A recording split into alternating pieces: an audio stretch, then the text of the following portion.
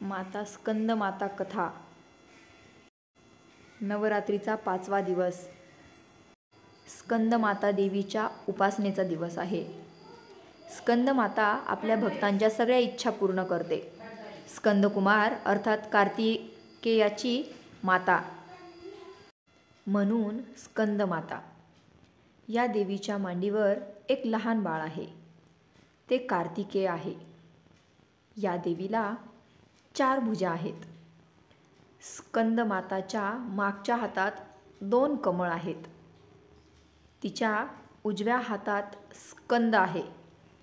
या देवीचा आवडीचा रंग हिरवा असून जर तुम्ही हिरवा रंग घालून या देवीची उपासना केली तर तुम्हाला त्याचा अधिक लाभ होण्यास मदत मिळेल.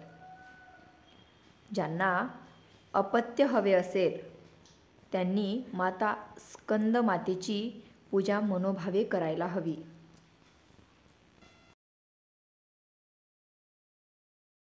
माता स्कंद माता कथा. पौराणिक दाखल्यानुसार तारकासूर नावाचा एक राक्षस होता, ज्याचा आतंक वाढत चालला होता. पण तारकासुराचा अंत कोणीही करू शकत नव्हता. हा वध करणे फक्त कार्तिकेयाला शक्य होते. पण तारकासुराचा वध करण्यासाठी कार्तिकेयाला प्रशिक्षण देण्यासाठी माता दुर्गेने स्कंद मातेचे रूप घेतले.